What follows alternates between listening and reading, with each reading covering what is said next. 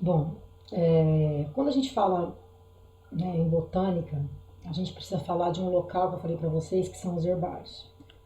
Os herbários são valiosos bancos de dados que armazenam uma ampla gama de informação sobre plantas individuais, representativas de espécies e de populações naturais ou cultivadas. Então, os herbários, né, a gente tem alguns herbários famosos no Brasil, e inclusive, né, na Univasf a gente tem um herbário que fica no CRAD, né, no Centro de Referências de Áreas Degradadas, e é um herbário com mais de 10.000 espécies de plantas secas, né? A gente vai ver como é a metodologia que é utilizada para colocar essas plantas, depositar, a gente fala depositar essas plantas dentro de um herbário. É todo um protocolo que a gente tem que seguir, não é só chegar, ir para campo, coletar, trazer e colocar lá dentro, não. É todo um protocolo sistemático, né? Tem todo um passo a passo para que você coloque e deposite essas espécies dentro de um herbário, né? Mas são bancos de dados, vejam, do mesmo jeito que eu, quando quero entrar, né, eu entro na internet e quero saber sobre, sei lá, um determinado assunto, tem um banco de dados daquele determinado assunto, né? Os herbários é um banco de dados do mesmo jeito, só que de plantas, né? Então, eu coloco dentro daquele herbário plantas que foram coletadas naquela região ou também em outras regiões, certo? Ou também em outras regiões, não necessariamente só daquela região, mas geralmente o herbário ele se localiza numa determinada região e ele vai ter que praticamente mais de 70% das espécies ali são daquela região, mas não necessariamente só daquela região, porque os herbários eles fazem comunicação, eles têm uma rede onde eles se comunicam com outros herbários de outros lugares do Brasil e do mundo.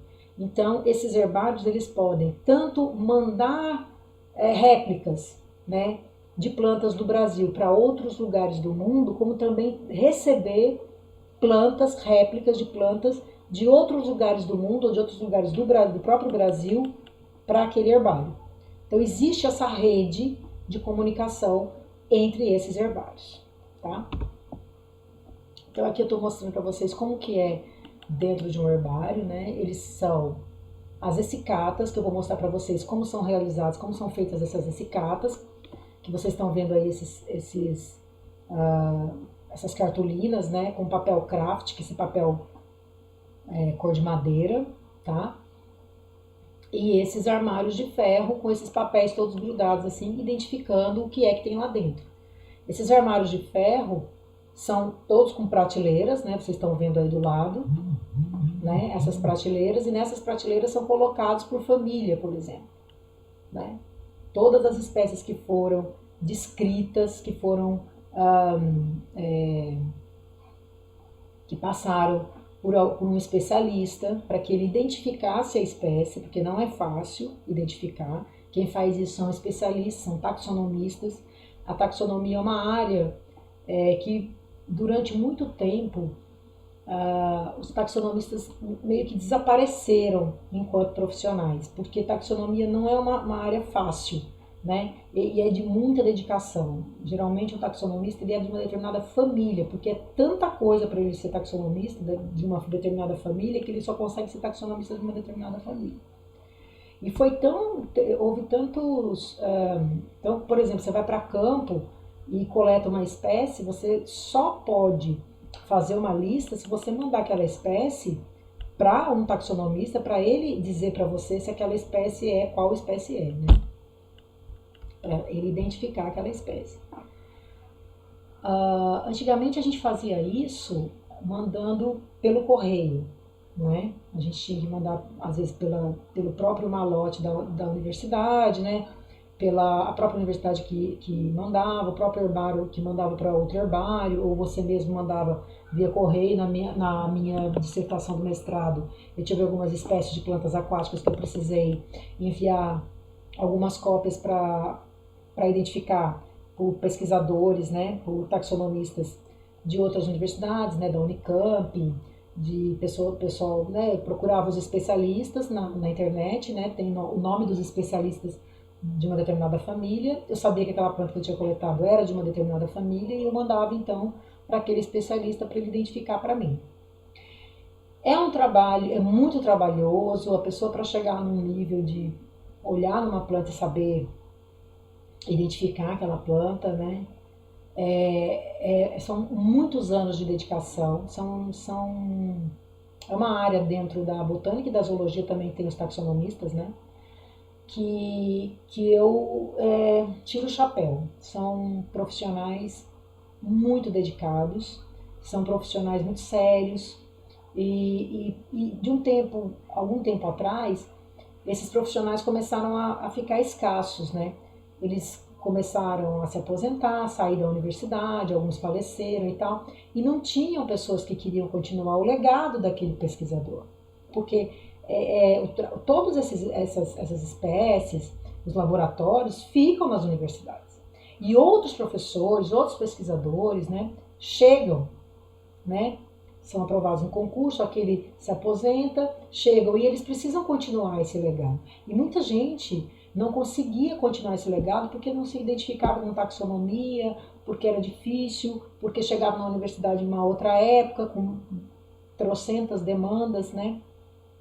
E não tinha aluno também para continuar esse legado, porque você precisa de um curador de herbário, você precisa o tempo todo, é muito trabalho que tem dentro de um herbário, você tem que manter o herbário muito sobre um protocolo para que as espécies não tenham ataque de fungos, né, ou de outras pragas, porque senão você perde as suas plantas, né, e fungo acaba atacando, pega rápido em tudo, né.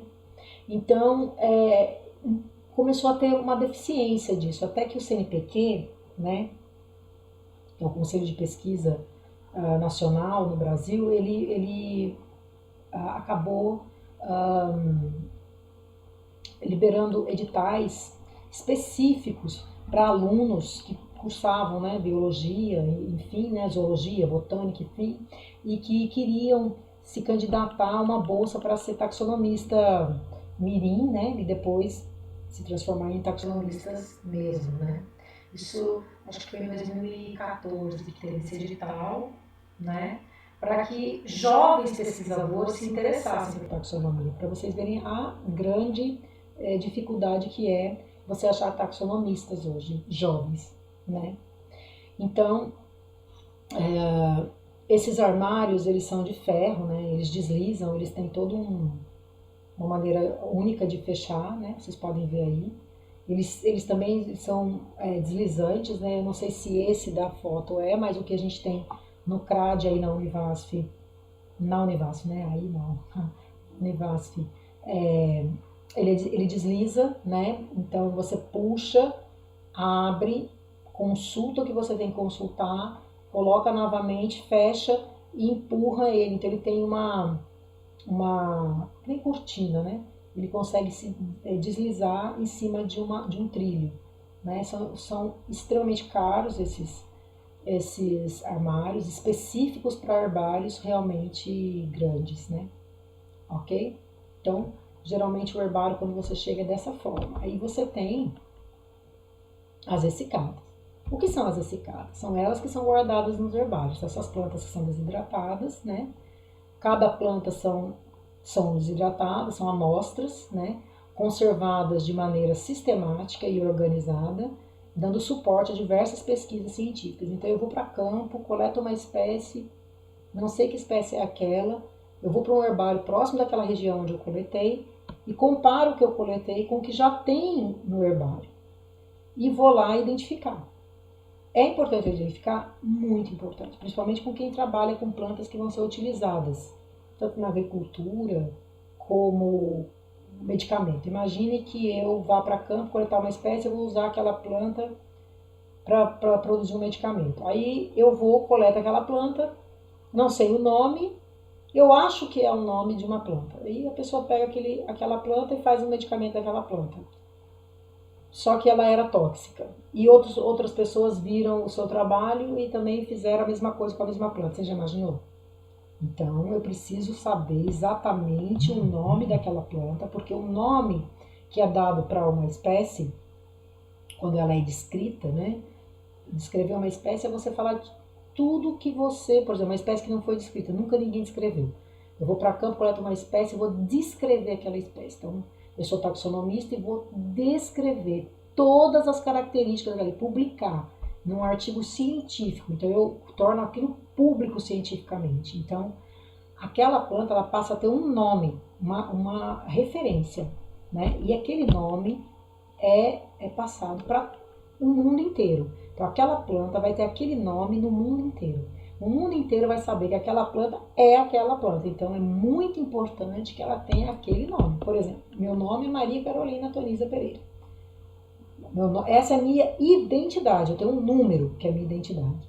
Então, em qualquer lugar do mundo que eu for, o meu nome é esse. As pessoas vão me conhecer com o meu nome, com o meu CPF, com o meu RG, né? Se eu chegar num lugar e as pessoas me confundirem com outra pessoa, pode me causar problema, porque eu posso ser confundida com uma pessoa e dizer que meu nome não é esse, é outro, né? E ter lá minha foto com o nome de outra pessoa. Eu falava, não, mas essa foto é minha, essa daí sou eu, e ter o nome de outra pessoa, já pensou? Aí essa outra pessoa cometeu um crime, quer dizer, um problema, né?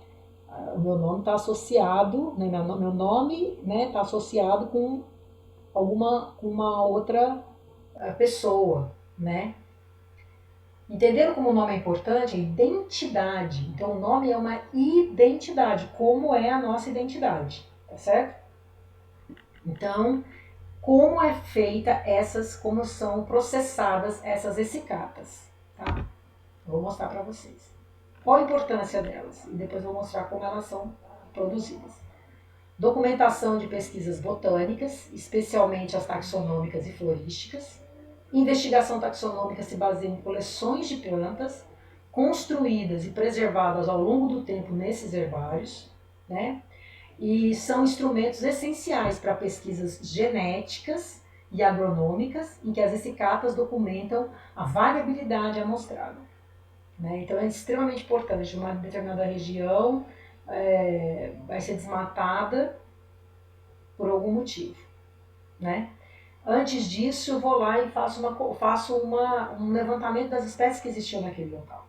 Porque caso eu queira novamente depois restabelecer aquele local que foi impactado por algum motivo, eu tenho que saber quais eram as espécies que estavam adaptadas àquele local.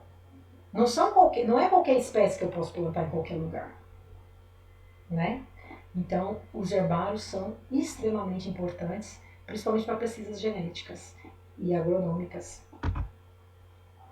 Como é que a gente faz? A gente vai para campo na primeira figura, a gente vai para campo, uma tesoura, saco plástico, caderneta, óculos de sol, protetor, repelente, geralmente uma roupa camuflada para não chamar muita atenção, né? Tudo uma mochila, água, e aí a gente vai para campo para fazer as nossas coletas. E aí a gente vai coletar. O importante é você coletar, no caso de angiospermas, né? Que não é o caso da nossa disciplina, vocês vão ver isso depois com os professores, né? Que vocês vão sair para campo para coletar, espero que vocês saiam para campo para coletar. Nós vamos para a praia para coletar, né? Que a gente coleta algas em Barra Grande, né? Até então, até a pandemia, a gente ia para Barra Grande, na Bahia, coletava algas na praia. E briófitas e pteridófitas a gente coleta, mas geralmente são próximas de cachoeiras, em ambientes aquáticos, vocês vão entender por quê, né? Por conta da reprodução delas. E nesse caso aí, a maioria são angiospermas, né? Que não é o que a gente vai trabalhar nessa disciplina. Então, as pessoas vão coletando. Geralmente, o importante é você coletar com flor, com fruto, com semente, com o maior número de informações que você puder daquela planta. Aí você coleta organiza na segunda figura, você vai organizando, né, no jornal essas plantas que você coletou. Você pode ir colocando dentro de um saco plástico a princípio, porque você está andando e coletando, né? E você tem 24 horas, né? Você tem um tempo para coletar rápido antes que escureça, então é menos de 24 horas, né? Para você coletar antes que escureça o dia e você tem que chegar a determinado local, por exemplo. Você vai coletando, colocando dentro de um saco plástico, depois você vai parar e vai prensar essas espécies. O que é prensar? É você desidratar, porque a planta tem água, né? E com água ela funga, né? Porque o fungo gosta de escuridão e umidade. Então eu vou prensar essa planta, eu vou desidratar essa planta. Então o que eu faço? Eu pego um jornal, lembrando, gente, que jornal tá escasso no mercado. Eu fui atrás de jornal esses dias, não achei. Em vários lugares, fui até no mercado produtor, em Juazeiro, que me disseram que tinha jornal, é proibido agora, né? Proibido usar jornal. Enfim, não acha jornal, não sei como a gente vai fazer para prensar, porque o jornal ele é muito absorvente, né? E era um produto barato antigamente, né? Todo mundo tinha jornal. E hoje as pessoas pararam de ler jornal, não, a gente não acha mais jornal. E papelão também tá difícil. E a gente também usa papelão. Então a gente vai colocando as plantas que a gente vai coletando no jornal, arrumando do jeito que mais ou menos ela estava na natureza quando você viu. Interessante você até fotografá-la também na natureza. Coleta, ideal que você colete vários espécimes, não só uma, porque se der algum problema, se ela tiver um fungo, né, se você tiver que mandar para outros herbários, né? Então geralmente a gente coleta 6 espécimes, 6 amostras daquela espécie, tá? Geralmente. A gente coleta, traz e prensa todas. Todas elas precisam ser prensadas da mesma forma. Você pega o jornal, arruma ela bem arrumadinha no jornal, fecha o jornal. E o ideal é que você já anote algumas características do local, a data, onde você está coletando aquela espécie, né? Se você tiver um GPS, que é importante, você anota as coordenadas, tudo você já anota isso no rodapé do jornal. Fecha o jornal, se ela for muito grande, aí tem todas as técnicas, gente, que eu vou disponibilizar para vocês em PDF, um livro que chama Técnicas de Herborização, tá? E Conservação. Porque aí tem todo o protocolo lá. Porque a maneira de você prensar vai depender muito da espécie. Se for uma espécie aquática, ela tem muita água. Mas se for uma espécie com muito, vai demandar, né, uma técnica diferenciada em relação ao tempo que ela vai ficar na estufa secando, que isso daí vai tudo para a estufa. Se for uma planta com espinhos, como é que você vai prensar? Né? Você tem que ter uma luva para você prensar, você vai ter que prensar cactos, né? Então, você precisa ter uma luva, né? Você corta geralmente as folhas que estão já senescentes, que estão amareladas, já estão envelhecidas, você tira, porque às vezes ela tem uma doença que pode passar para as outras, então você já tira.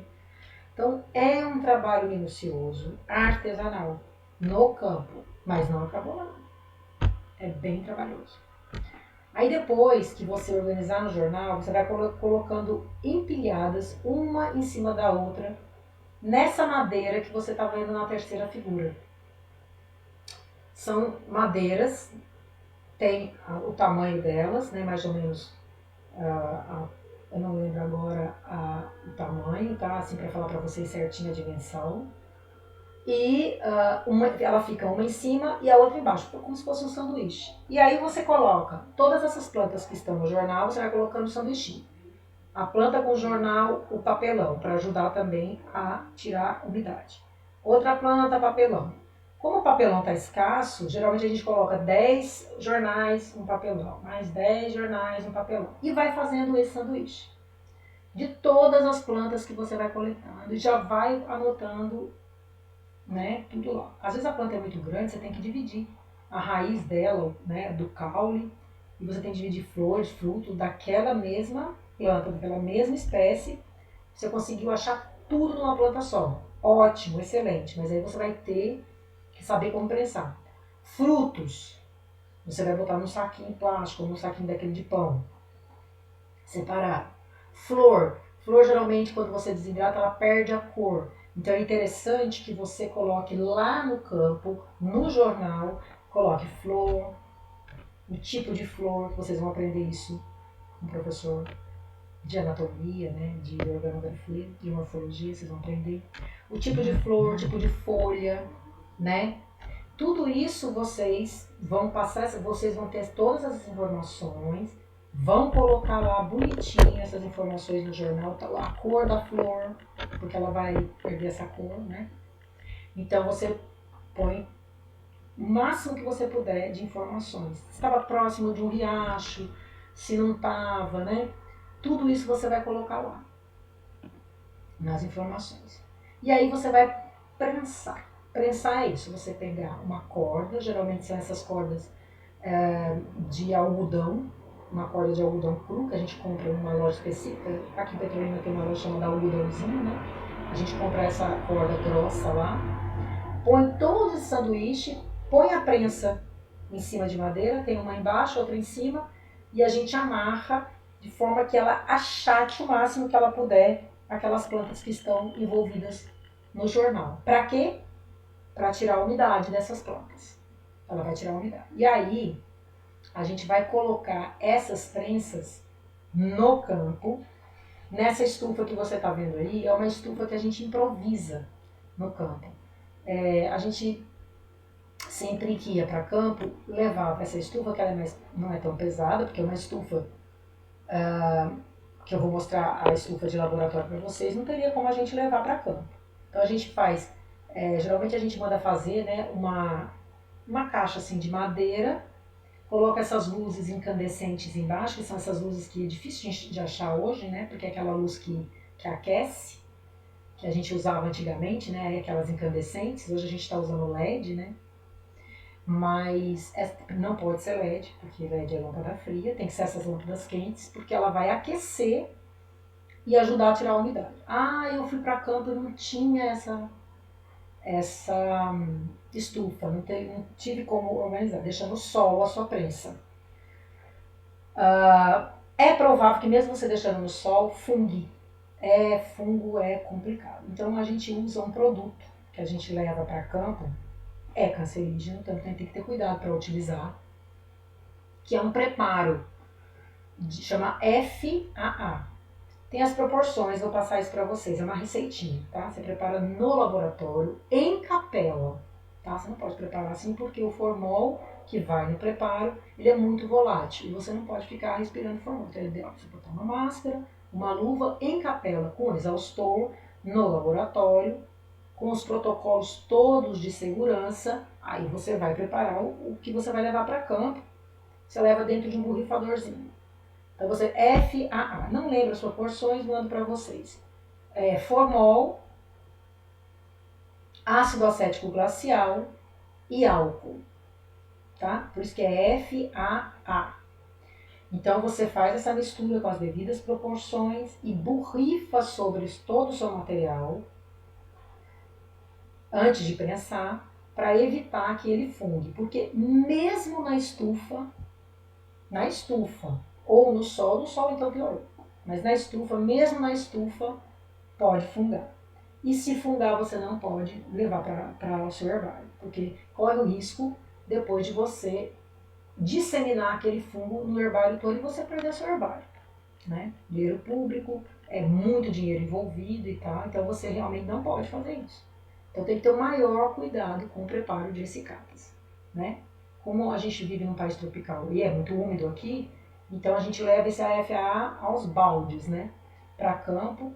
E mesmo no herbário, quando a gente vai tirar essas plantas, que é o próximo passo, que eu vou mostrar para vocês, que é tirar essas plantas do jornal, né? Para fazer a essicata mesmo, ainda assim a gente ainda borrifa. Bom, então vocês entenderam esse procedimento? Isso daí é um trabalho que a gente faz em campo.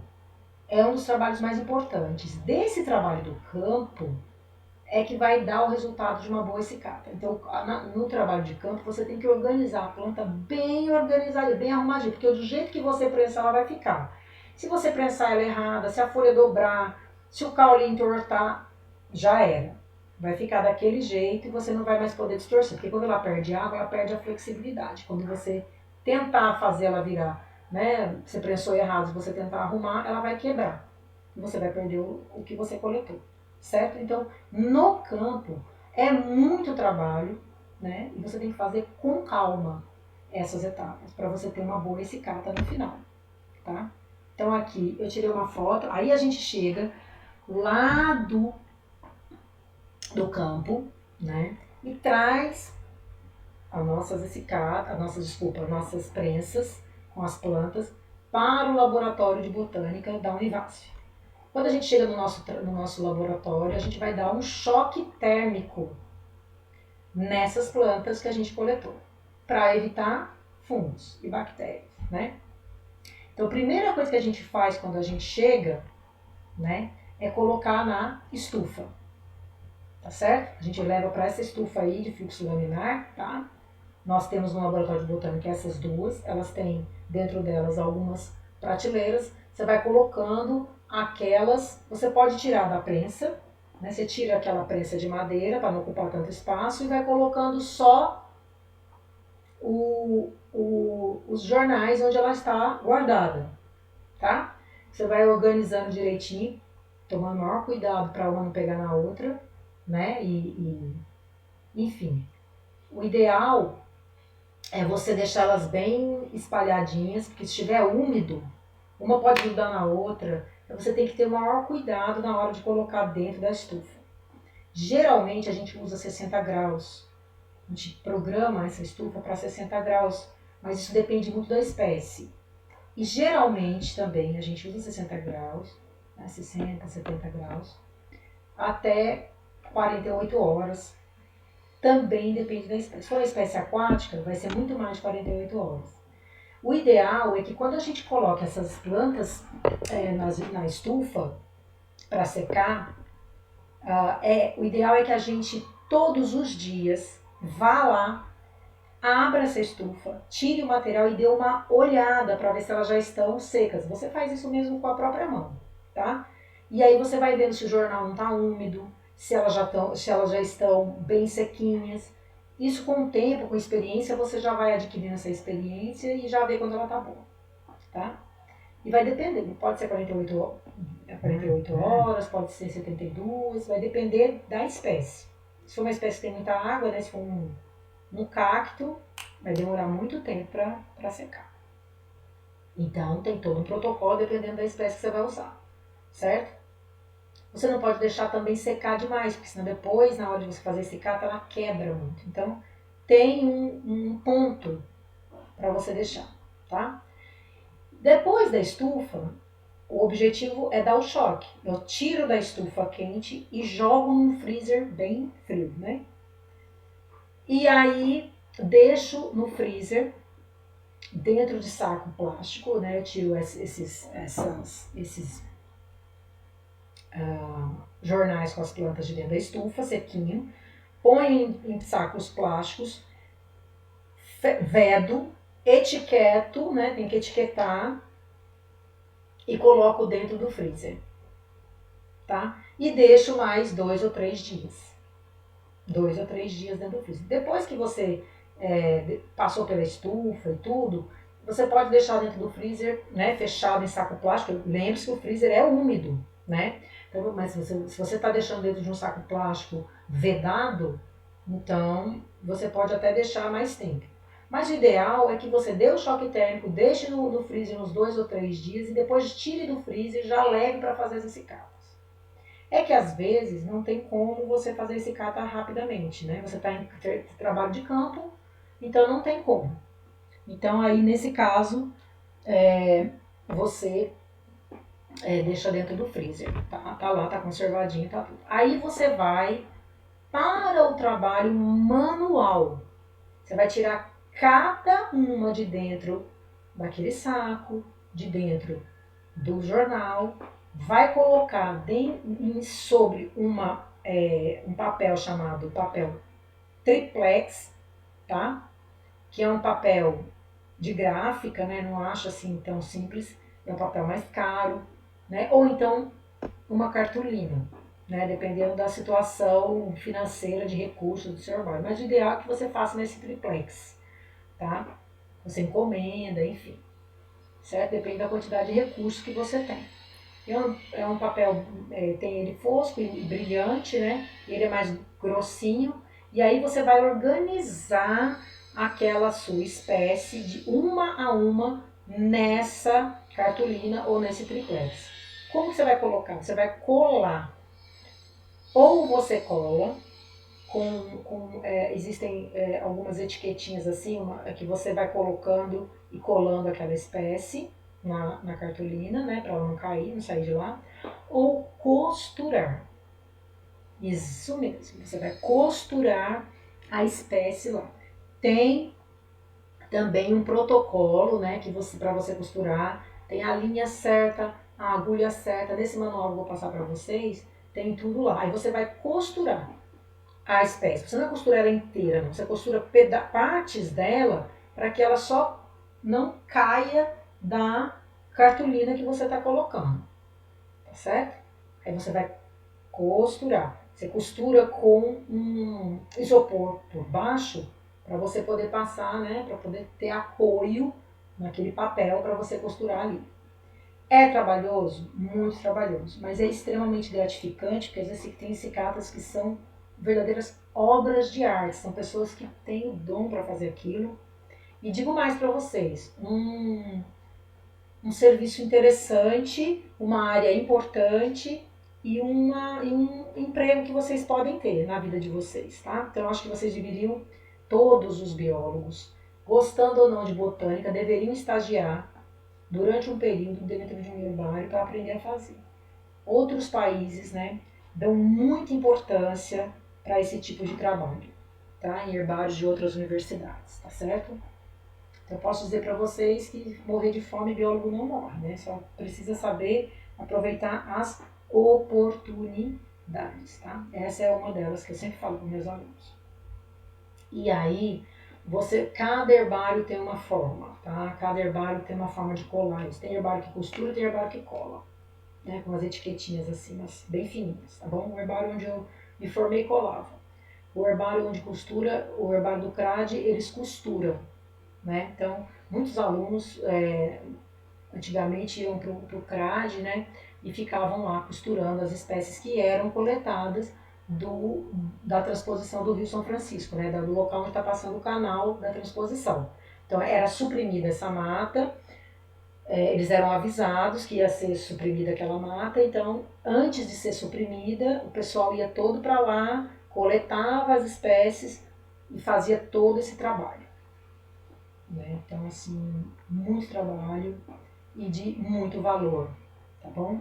E aí cada herbário tem a sua etiqueta própria, né? E o seu selo, tá bom? Tem que ter um selo também daquele herbário. Cada herbário tem um nome, né? Porque ele tem que estar dentro daquela rede de herbários que eu falei para vocês do Brasil e do mundo. Para que ele seja um herbário que esteja cadastrado no mundo, ele tem que ter acho que mais de 10 mil espécies cadastradas dentro dele, né? Mais de 10 mil. E o herbário do CRAD, que eu me lembre, já há alguns anos, ele atingiu essa meta de 10 mil, tem muito mais hoje, e ele já é um herbário que é conhecido mundialmente. Tá? Acho que um dos critérios é a quantidade de espécies dentro dele. Tá? Então, é um herbário extremamente importante que a gente tem aqui no sertão, né? Com espécies muitas endêmicas, ou seja, espécies que só ocorrem aqui, tá bom? Então, de uma grande importância esse herbário, tá? E se a gente estivesse, né, podendo ter as aulas presenciais, estaríamos indo visitar, que faz parte dessa disciplina, eu levo os alunos lá, e essa aula que eu estou dando agora para vocês é dada lá, dentro do herbário, mostrando etapa por etapa e o aluno vai acompanhando. Mas, infelizmente, a gente não está podendo estar presencial, então a gente fica por aqui mesmo, certo? Então, e cada herbário vai ter uma etiqueta. Essa etiqueta vai do lado direito da ecicata, tá? E ali vai ter todas essas informações que tá pedindo aí. As coordenadas do local, lembra aquilo que eu falei para vocês lá no campo que você tem que anotar no jornal? Aqui também tem. E cada pessoa também tem um número de coletor. Isso é interessante, né? A gente tem que ter uma cadernetinha e a gente vai anotando o nosso número de coletor. Quantas vezes eu coletei, quantas espécies eu coletei, porque quando você coloca nas essicatas, eles pedem o seu número de coletor, né? Entendeu? Então eu tenho lá, meu número de coletor deve estar em 300 e alguma coisa. Eu já coletei mais de 300 espécies, entendeu? Então, isso que chama-se número do coletor. E você vai colocando lá o nome, o local, se você sabe a espécie, ótimo, né? Porque às vezes a pessoa que vai para campo já é taxonomista, ela já sabe o nome, ela já coloca, se ela sabe o nome da família. Tem todas essas informações, o local onde foi, a cidade, né? O município. O que mais tem aqui? A data de coleta, formação vegetal do local e outras observações que, como eu falei para vocês, se estava perto de um riacho, se estava numa serra, né? Tudo isso você anota ali. Quanto mais informações, melhor. E, obviamente, que as coordenadas precisam estar corretas, porque outra pessoa, se quiser voltar no local e coletar, ela tem que ter as coordenadas para ir naquele local e achar aquela espécie lá. Tá ok? E aí agora a gente tem uma escicata pronta. Veja que ela está no papel triplex, ou então aí é uma cartolina, não dá para saber, porque os dois são brancos, são muito parecidos. A etiqueta que eu falei para vocês, com o selo, carimbo do herbário onde ela vai ser tombada, ela leva um tombo, um número de tombo, tá? E você coloca ela dentro de um papel chamado papel craft, né? Então ela fica dentro desse papel craft. E por fora do papel craft, que é esse marrom, você coloca o nome da família. Então, todas as outras que você coletar daquela família, você pode ir colocando dentro desse papel craft também, para você, né, otimizar o uso dele também, que também não é muito barato, tá? E aí, olha só, elas vão ficando assim e você vai colocando lá dentro daquelas prateleiras que eu mostrei para vocês dentro do herbário. Tá certo? E vai ficando assim. Isso é uma essicata. Viram como dá trabalho, gente? E é um trabalho bonito. Deixa eu dizer uma coisa para vocês, uma curiosidade. Esses dias, eu estava na internet, né, no Insta, e eu vi um curso sendo ofertado por uma pessoa para ensinar a fazer essicata, mas não era científico, né? Era como se fosse artesanato. Artesanato. Tá? Eu também já fiz um curso de resina, até de um aluno da Univasf, né, da biologia, ele ensina a fazer resina. Então, assim, ao invés de eu fazer essas essicatas, eu posso pegar algumas espécies, por exemplo, de algas, né? A essicata de algas é completamente diferente dessa, viu, gente? Porque a alga está na água, né? Então, quer dizer, completamente diferente não. Tem muito passo a passo parecido, mas no campo a coleta é diferente, né? Porque a gente estava falando de coleta no lugar seco. Outra coisa é você coletar dentro do mar, né? Você tem que trazer, colocar numa bandeja, colocar o papel por baixo para secar, enfim. Mas você faz essicata de algas? Faz, de macroalgas. Como eu falei para vocês, eu tenho macro e microalgas. As microalgas ficam, fazer parte do fitoplâncton, em coleções líquidas, que a gente pode ter dentro do herbário também coleções líquidas, tá?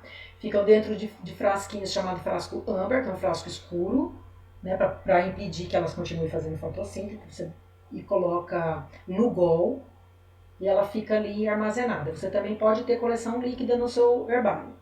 E você pode ter a coleção, como eu tenho a coleção didática dentro do laboratório de botânica, eu tenho uma coleção didática de algas, de macroalgas marinhas, né, em vidros. É uma coleção líquida. Isso também pode acontecer no herbário? Pode acontecer no herbário. Pode. Tá certo? Eu posso ter uma coleção seca e posso ter uma coleção líquida. As macroalgas marinhas eu posso fazer essas essicatas secas, ou eu posso deixá-las como está lá no laboratório de botânica, na minha coleção didática, que é ela dentro do formol.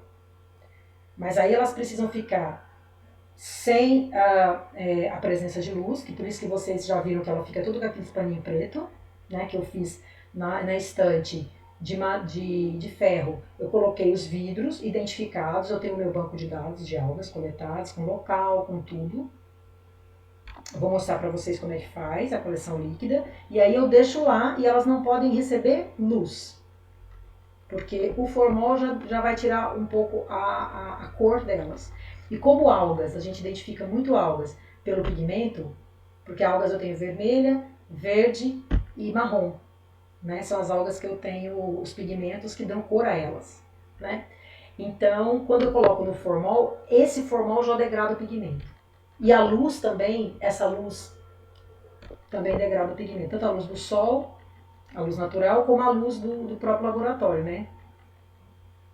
Então, eu preciso deixá-las sempre no escuro. Mesmo assim, eu estive no laboratório esses dias, né, para fotografar algumas coisas para as aulas práticas de vocês, e elas perderam muito a cor. Então, coleção didática de laboratório, a gente precisa estar sempre refazendo, né, indo para campo, refazendo, que era o que a gente sempre fazia, né, porque todo semestre a turma ia, então tinha semestres que eu não coletava tanto porque eu já tinha do semestre passado. Então, para que coletar, né? Por que a gente vai degradar alguma coisa que, né, alterar o ambiente, né, sendo que não precisa. E aí depois eu cheguei num ponto que tinha muita, e aí eu comecei a produzir algumas. Eu tirava da minha coleção didática, que tinha muitas daquela determinada espécie, colocava em vidrinhos que eu comprei para poder doar para escolas públicas. Por quê? Era um projeto de extensão, a princípio, né, tá parado, mas a princípio era que a gente iria para as escolas públicas, a gente daria uma palestra, né, a gente faria um trabalho com eles para que eles aprendessem sobre aqueles grupos de algas, porque muitos alunos ali, como são algas marinhas e nós estamos, a praia mais próxima daqui a 500 quilômetros, né, que é Aracaju, né, então muitos alunos nunca viram o mar, nunca viram uma alga na vida, né? Talvez nunca irão ver. Então seria uma forma de... Eu doaria para as escolas esse material para que os professores depois pudessem trabalhar com eles, com essas algas, né? Eu não estaria desperdiçando essas algas. Então, e também trabalharia junto com eles e com os professores, capacitando esses professores, mostrando esse material para esses professores e para os alunos, e disponibilizaria para eles esse material a mais que eu trouxe de campo. Há outros professores que preferem não manter uma coleção didática por várias questões. Então, você tem que ficar mantendo também, porque o formol ele vai muito volátil, então você tem que estar sempre repondo o formol. Então não é fácil manter uma coleção didática. E também tem muitos professores que acham que é desnecessário. Você pode levar o aluno para campo, ele fotografa. Vocês têm professores que vocês só vão para campo, fotografa e depois vocês fazem um trabalho, mostram as fotos e tal. Então eu acho também válido. Também acho interessante essa ideia. Porém, eu gosto de ter minha coleção didática, até porque no caso da gente não conseguir ir para campo, pela distância, pela falta de recurso e tal, eu tenho como ministrar as minhas aulas com aquela coleção didática. Mas é por isso que eu mantenho. Se a gente morasse mais próximo do litoral, talvez eu não mantivesse a coleção didática. Ok?